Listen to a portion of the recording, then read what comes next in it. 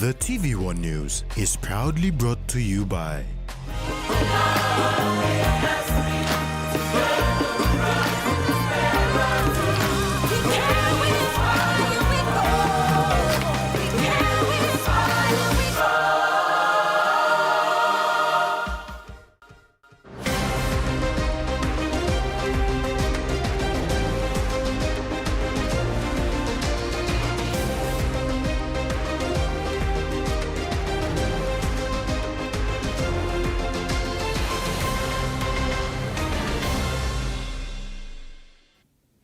Hello, I'm Rex Lita with the news. Thanks for joining us.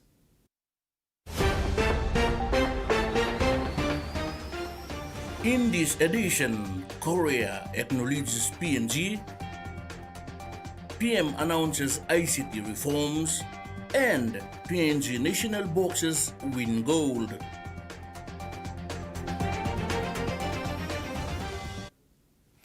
Prime Minister James Marape has left the country yesterday to represent Papua New Guinea at the 80th United Nations General Assembly in New York, where he will engage in high-level discussions focused on climate change and hold meetings with global leaders. His participation highlights Papua New Guinea's commitment to addressing climate-related issues on an international platform. During this period, Deputy Prime Minister John Rosso will serve as acting Prime Minister. Before departing for New York to attend the 80th United Nations General Assembly, Prime Minister James Marape reaffirmed the country's commitment to unity, progress, and economic independence as the nation embarks its next 50 years following the historic Golden Jubilee of Independence celebrated on September 16, 2025. In his remarks reflecting on the Jubilee celebrations, Prime Minister Marape emphasized the remarkable spirit of unity demonstrated by citizens nationwide. He commended the collective efforts of Papua New Guineans in celebrating their shared identity and heritage, reinforcing the importance of solidarity in fostering national progress and addressing the challenges ahead. To all public servants, to all politicians, to all people, in every decision we make, we must protect the interest of the country. Our living must be lawful within the laws of our country. Our conduct must be lawful within the laws of our country. I want to ask everyone, if you feel you are dissatisfied with the decision made by the executive government or any part of our society, then the only place for recourse or address is the courts. Go to the courts. He emphasized that independence is not just about celebrating a single day, but about carrying forward a spirit of nationhood every day. It's not the flag raising today that matters. What is significant is how we continue to fly the flag on the 17th of September, on the 18th of September, on the 19th of September, and going forward to the years we have in our service to our country. Furthermore, the Prime Minister urged the public service, which he described as the 1% who are paid from the Waigani public accounts, to give their best efforts to the nation. He reiterated that let not the spirit of independence end on September 16, but keep flying the flag high in the way they work and serve the people in the country. Public service meaning those of us who are paid from the Waigani public accounts. Myself, number one public servant, and then Deputy Prime Minister, number two public servant, to all in the public service, in the executive government, all in the judicial government, and all in the parliament, the entire length and breadth and arm of the public service, the 1%. I want to call upon you. Sunday, you go to church. For those who went to church today, we have given this week a point of meditation, thought, reflection, focus, as we work to reconstruct our country, reset our country to live beyond the next 49 years or 50 years of our country. So what is it that we must do? Meantime, Deputy Prime Minister John Rosso will be acting Prime Minister whilst Marape is away. Freddie Mo, TVWAN News. Papua New Guinea marked 50 years of independence this week, with various activities across the country, and joining in the celebrations were partner countries like the Republic of Korea. The Korean embassy in Port Moresby joined the festivities with a cultural show that showcased diplomatic partnership on Wednesday and Thursday.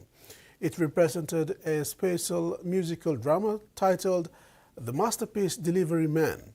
The performance rich in traditional Korean music, dance, and theatrical storytelling. It served as a powerful symbol of cultural exchange and mutual respect between the two nations. The event highlighted how cultural diplomacy plays a vital role in strengthening international ties. As Papua New Guinea looks ahead to its next chapter, the presence and support of partners like Korea remain essential to its journey. And connect hearts. By sharing this Korean performance with you, we wish to celebrate not only the richness of the art, but also the enduring friendship between Korea and Papua New Guinea. The Republic of Korea has been a steadfast partner since establishment of our diplomatic relations in 1976.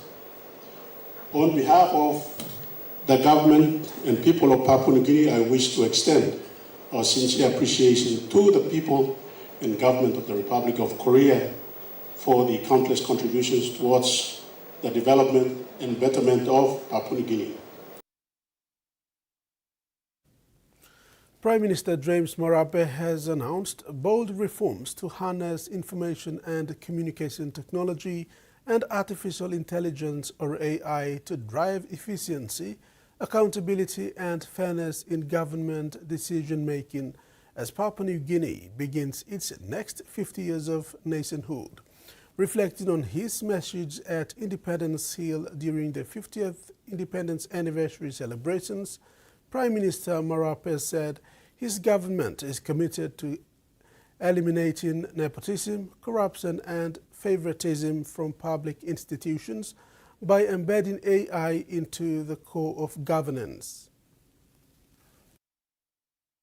The government under Pangu's leadership is looking at artificial intelligence as a platform to build a merit-based society. A meritocracy means appointments, contracts, and government decisions are made on ability and qualification, not on tribe, family ties, or favoritism.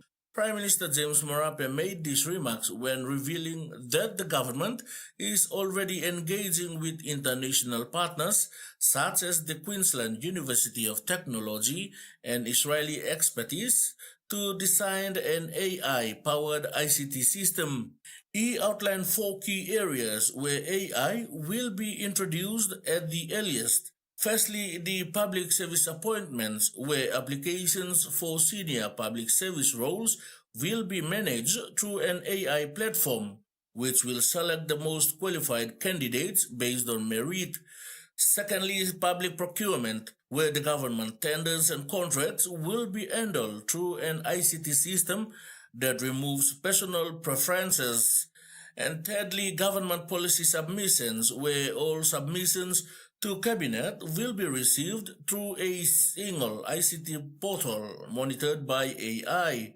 And finally, cyber and crime reporting platform, where a national ICT-based police station will allow citizens to lodge complaints from corruption to domestic violence.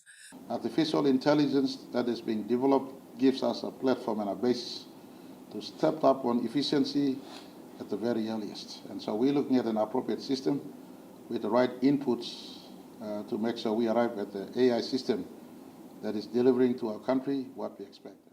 Marape said these reforms are part of his government's Jubilee commitment to reset governance for the future. He added that AI will help overcome the negative aspects of the one-talk system, which, while valuable for community life, has undermined governance when applied to public service. And I want to announce to our country your views on political involvement and influence, your views on one-talk system, your views on nepotism. That is as old as 1975 in itself. With a society of one-talk system, sometimes we think that one-talk system is happening all over the place. At the development of artificial intelligence in this time of human history, Papua New Guinea will leapfrog to just everyday transactions, to the use of technology to assist government, arrive at merit-based society in our country, eliminating people's hand along key critical stages, whether on personal appointment, on contract issuance, on policy promulgation or processing, or on criminal and law and order instances in our country. So, Freddie Mo, TV1 News. TV1 News continues after the break. Stay with us.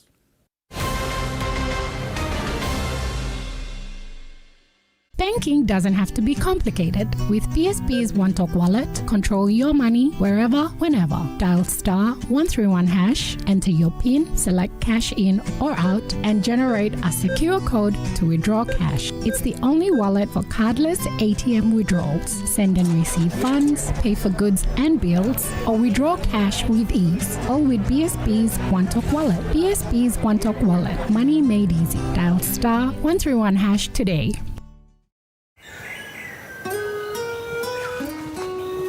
From the rich soils of the highlands, the finest coffee has been grown by generations of Papua New Guineans. Expertly blended and roasted with over 80 years of experience, making the finest cup of Nescafe New Guinea blend. PNG's own coffee. We've been traveling along this road together for over 50 years. Ella Motors acknowledges the visionaries and hard work that have been the driving strength to continued nation building. We live, prosper, sustainably grow with the community, whilst developing quality mobility chains, aspiring to be your first choice on every occasion. Ella Motors, celebrating with Papua New Guinea throughout our independence golden jubilee. PNG's favorite soft drink now in bottles. Goldsport brings you fresh, bold flavors in brand new 500ml bottles.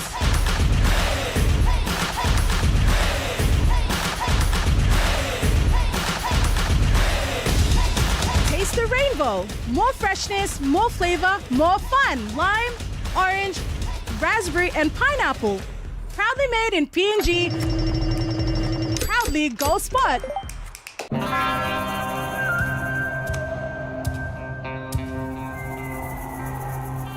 Show the dishes who's boss. Fight mess with Axion, the tough grease stripper.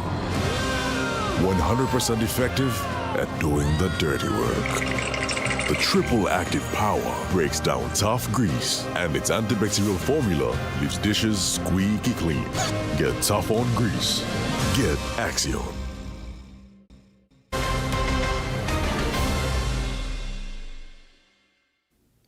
Thanks for staying with us on TV1 News. Oktedi Mining, in welcoming the opening of the Tabubil Teleforming Road, also committed to continue its delivery of infrastructure development to Papua New Guinea in the coming years. The 75-kilometer Tabubil Teleforming Road was delivered at a cost of 267 million kina under the government's Connect PNG program in partnership with Oktedi through its tax credit scheme, and serves as a critical link connecting Teleforming to Tabubil. Speaking during the opening of this vital road link, CEO and Managing Director of OTML, Kedi Ilimbit, said Oktedi, as a 100% nationally owned company, is continuing to improve the lives of Papua New Guineans through its infrastructure tax credit scheme, and said this project will now enable people to have easy and fast access to basic goods and services that have been lacking.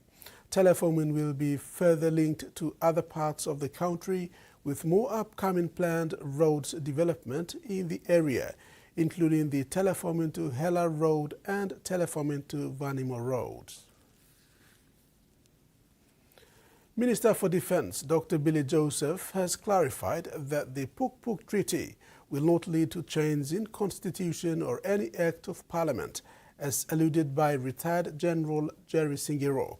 He said General Singirok was misinformed and his views were not relevant, as Section 202 of the Constitution will not be changed or implicated, as PNGDF maintains its core functions as per Section 202. Minister for Defense Dr. Billy Joseph has addressed comments made by retired General Jerry Singirok regarding the Puk-Puk Treaty, asserting that it will not result in any changes to the Constitution or existing acts of Parliament. Dr. Joseph, in a statement, clarified that General Singirok's assertions stem from misinformation and are not applicable to the current context. Retired Major Jerry Singirok, in a statement, has raised serious concerns that the proposed Puk-Puk Mutual Defence Treaty between PNG and Australia could compromise the nation's sovereignty and constitutional integrity.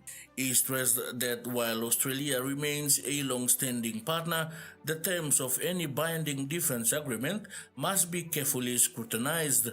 However, Dr. Billy emphasized that Section 202 of the Constitution, which outlines the core functions of the PNG Defence Force, will remain unchanged.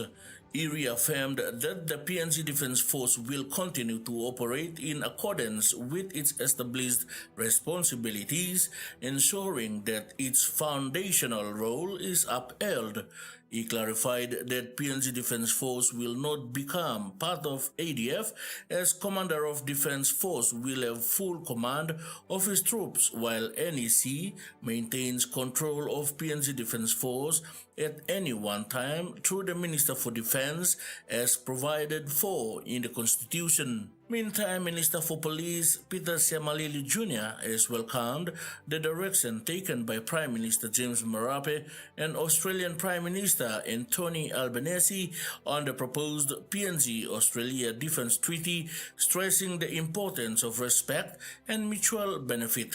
The minister says that Papua New Guinea is steadily emerging as a pillar of stability and leadership in the Pacific, and that the country's security partnerships must reflect its growing role in regional affairs.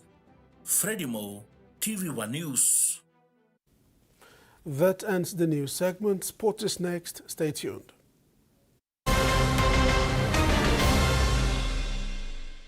For too long, banking is felt out of reach for many. But now, PSP's One-Took Wallet is here to change that. Send and receive money, pay bills, and top up. It's your money, wherever, whenever. Because at PSP, we are committed to improving how our customers connect to our One-Talks, to our family, to the ones we love. PSP's One-Took Wallet. Money made easy. Dial *131# for everyone. Hiya, Mama. You wait time, but me add him special flavor. Put in more flavor, put in more taste. Magical cuddle, get up and big smile on face. Time for kim chicken, a great fumu too. Sip, sip, the moo, yes, magic on you. Maggi, PNG and Mia. Find PNG made. For Simon, life is simple. Dreams seem distant, yet hope remains.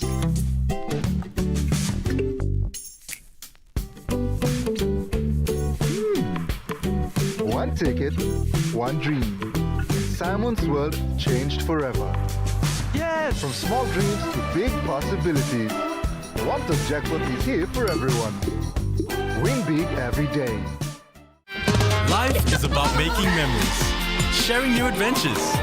Go beyond the familiar. Don't let bacteria hold you back from experiencing the world.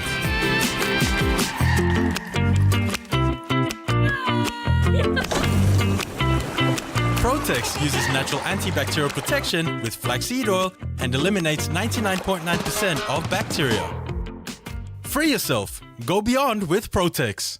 The PNG LNG project has now generated more than 30 billion kina for Papua New Guinea since production commenced. Nearly half of this amount has been paid as tax.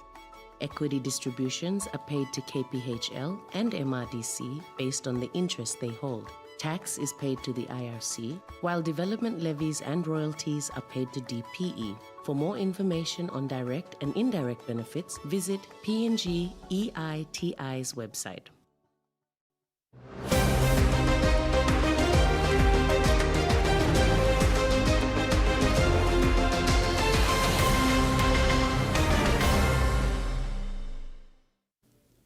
Welcome back. In sports, the mini basketball tournament hosted in Kelaro village in Kutubu local level government in Nipa Kutubu district of Southern Highlands province ended successfully over the weekend. It was a significant sporting event hosted for the first time, which attracted many villagers to participate in the 7 weeks tournament. The basketball event not only showcased local talent and fostered community spirit, but also highlighted the growing interest in sports within the region.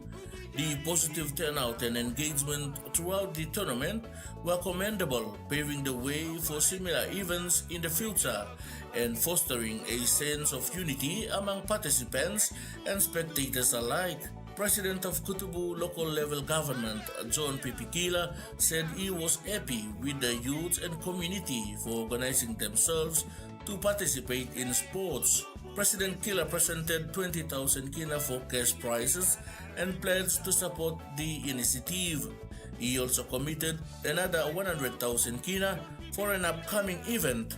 President Kila says sports united youths and communities and kept them out of illegal activities and tribal fights.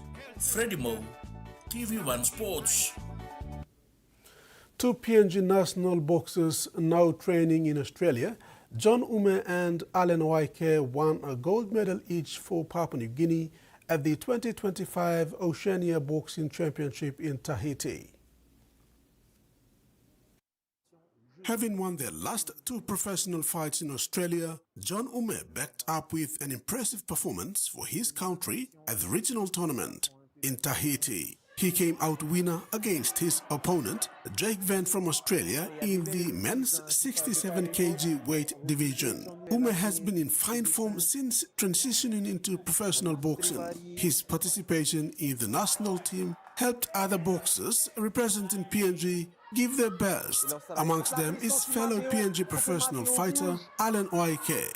Waike, who has been training in Australia for his professional fight, defeated his opponent Matero Paulette Osaya from France Polynesia in the 57 kg weight division and won the gold medal for Team PNG. Ume congratulates Waike on his fight and the result.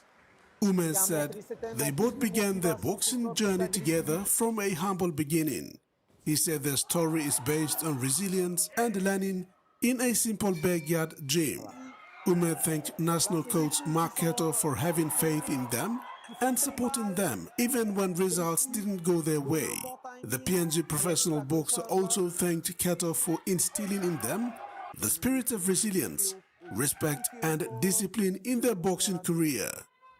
The PNG representative boxer made special mention of Travelling Star Boxing Club for the support they received during the early years of their boxing career.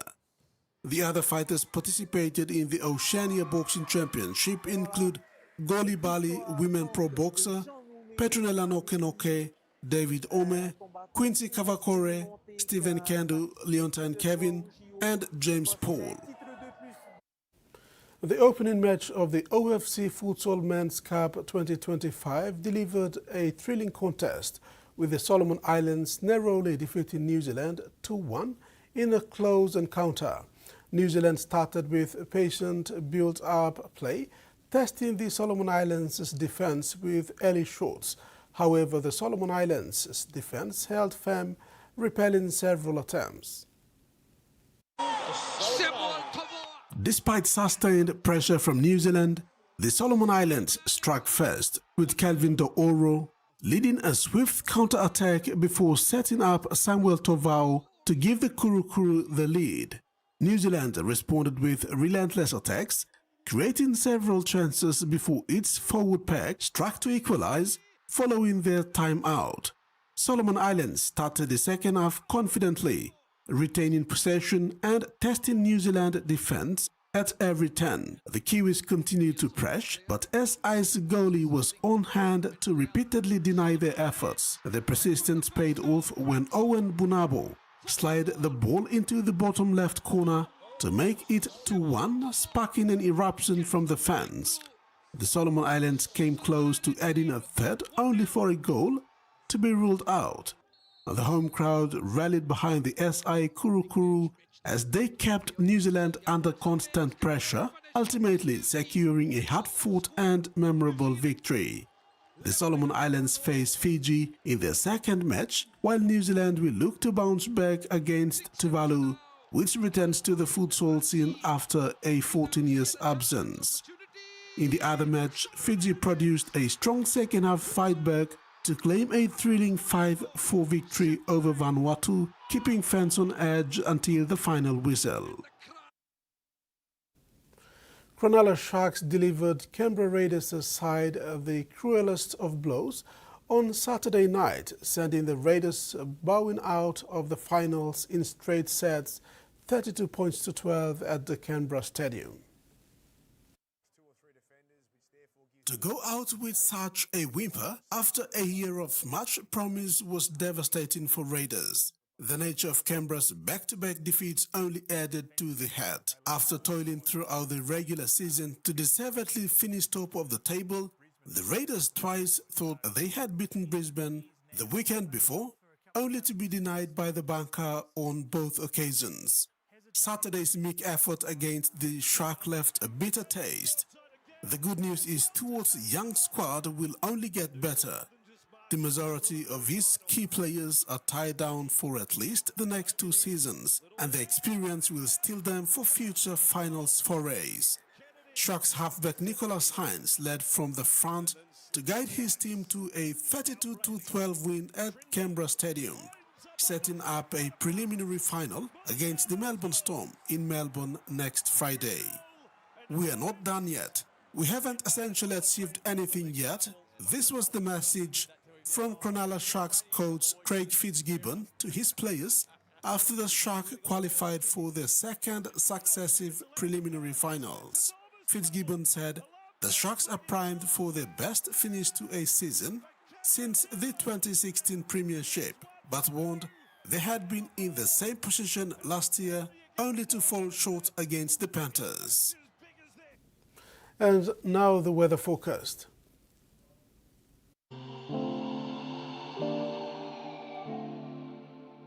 In regional focus for the next 24 hours, southern isolated showers and thunderstorms with areas of heavy rain and potential flooding for the region.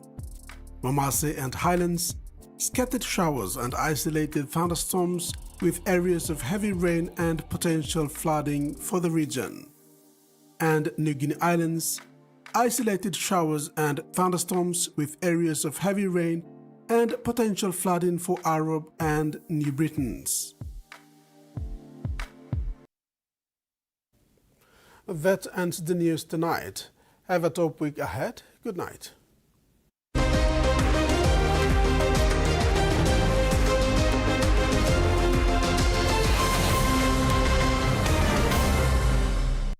The TVWAN News was proudly brought to you by